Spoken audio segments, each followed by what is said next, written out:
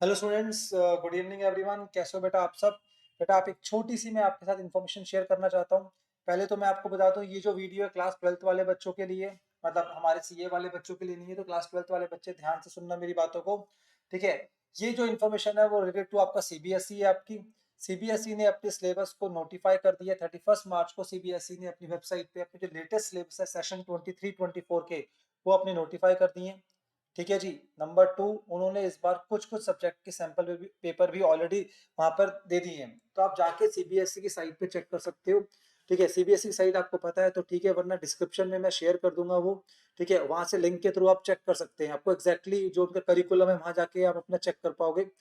Apart from that, ठीक है, हमने एक वीडियो बनाई थी कि किस तरीके से जाके अपने सैंपल पेपर्स और कितना आप अपना जो सिलेबस है चेक कर सकते हो। आप जो भी क्लास के स्टूडेंट हो अपना रिस्पेक्टिव सिलेबस चेक करो, सैंपल पेपर चेक करो, ताकि आपको क्लैरिटी आए किस टाइप का पेपर इस बार सीबीएसई दे रहे हैं, ठीक है जी। एक पॉइंट तो ये हो गया मेजर। अब दूसरा पॉइंट जो है वो क्या, मुझे तो अपने सब्जेक्ट की बात करनी है। मेरा सब्जेक्ट के अकाउंट्स, आपको पता है अच्छे से, क्लास 12th की जो अकाउंटिंग है, ठीक है जी, अकाउंटिंग का सिलेबस मैं डिस्कस करूंगा। अब मेरे को पिछले कुछ दिनों से एक माइंड में डाउट था। वो डाउट क्या था कि आपका सिलेबस में कुछ चेंजेस तो नहीं आएंगे। चेंजेस का मतलब क्या है, अगर मैं बात करूं, ओरिजिनली जब हमारा अकाउंट्स का सिलेबस था उसमें कुछ 3 चैप्टर ऐसे थे जो सीबीएसई ने लास्ट ईयर डिलीट करे थे, मतलब हटाए थे सिलेबस से। बट मुझे डाउट था, क्या पता इस साल सीबीएसई वो तीनों चैप्टर को वापस लेकर आ जाए। बट सबसे बेस्ट पार्ट पता है क्या है, जब 31 मार्च को आपका सिलेबस आया और मैंने चेक करा, सीबीएसई ने आपके सिलेबस को चेंज नहीं करा, आपके सिलेबस को इंक्रीज नहीं करा। जो 22-23 का सिलेबस था वही सिलेबस आपका 23-24 का भी है। तो इसका मतलब आप लास्ट ईयर की बुक्स भी आप यूज कर सकते हो, कोई दिक्कत वाली बात नहीं है। पहला पॉइंट, ठीक है। चलिए जी, हम सिलेबस के बारे में डिस्कस कर लेते हैं। इसका मतलब सिलेबस तो आपका इंक्रीज नहीं हुआ, सिलेबस वही का वही है, ठीक है। आइए जी हम स्टार्ट करते हैं अपने सिलेबस को डिस्कस करना। जैसे कि आपको पता है आपका जो अकाउंट्स का पेपर है बेटा, वो 100 मार्क्स का होगा, राइट। 100 मार्क्स के पेपर के अंदर जो आपके 20 मार्क्स होते हैं वो इंटरनल मार्क्स होते हैं, जिसके अंदर वाइवा है, प्रोजेक्ट होता है आपका, आपके इंटरनल असेसमेंट्स होती हैं, वो सब चीजें होती हैं आपकी, ठीक है जी। वो आपके स्कूल से कनेक्टेड होता है, उसमें ज्यादा रोल हमारा होता नहीं है। बट आपका जो 80 मार्क्स का एक्सटर्नल पेपर होता है वो हमसे कनेक्टेड होता है, ठीक है। उसमें मैं आपको पूरी हेल्प करता हूँ और हम कोशिश करते हैं कि आपके पूरे 95-98 मार्क्स आए, ठीक है। जनरली बच्चों के आते भी हैं इसमें, ठीक है जी। चलिए जी, हम सिलेबस के बारे में डिस्कस करते हैं। आपका जो पेपर होगा, ठीक है, वो आपका part A and part B में डिवाइड होगा। पार्ट ए आपका जो होगा वो 60 मार्क्स का होगा मेरे बच्चे, और पार्ट बी जो होगा आपका वो होगा आपका 20 मार्क्स का। सर पार्ट ए और पार्ट बी में क्यों डिवाइड कर रखा है, मैं आपको इसका छोटा सा कॉन्सेप्ट बताऊं। पार्ट ए के अंदर अकाउंटिंग है, पार्ट बी में क्या है, आपकी अकाउंटिंग नहीं है, एनालिसिस ऑफ फाइनेंशियल स्टेटमेंट्स है, जहाँ पे आपने अकाउंटिंग नहीं करनी है, आपने कुछ एनालिसिस करनी है। वो एनालिसिस कैसे करते हैं, क्या होता है, वो पार्ट बी में जाके हम समझेंगे। इसलिए दो पार्ट में सिलेबस को डिवाइड करा है। पार्ट ए के अंदर 2 वॉल्यूम्स हैं आपकी। अगर मैं बात करूं, अगर आप टीएस ग्रेवाल की बुक यूज करते हैं, जैसे ये टीएस ग्रेवाल की बुक है मेरे पास, अभी लास्ट ईयर का एडिशन है, तो इसमें अगर आप ध्यान से देखिए, आपका एक वॉल्यूम 1 लिखा हुआ है बेटा, अगर आपको दिख पा रहा हो तो वॉल्यूम 1। प्रीवियस ईयर में देखो एक सिलेबस टॉपिक भी था NPO, non profit organisation.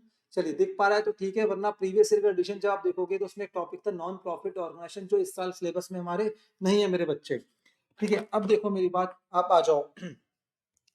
Part A के अंदर वॉल्यूम 1 होती है आपकी टीएस ग्रेवाल की, टीएस ग्रेवाल की बुक की बात कर रहा हूँ। वॉल्यूम 1 के अंदर पहले एनपीओ प्लस पार्टनरशिप थी, पर एनपीओ डिलीटेड है सिलेबस से। तुम कह सकते हैं वॉल्यूम 1 में से एनपीओ एक चैप्टर है जो डिलीटेड है। अगर पुराना एडिशन आपके पास है तो एनपीओ चैप्टर आपको दिखेगा, पर वो हमारे सिलेबस में नहीं है, टेंशन मत लेना आप, ठीक है जी।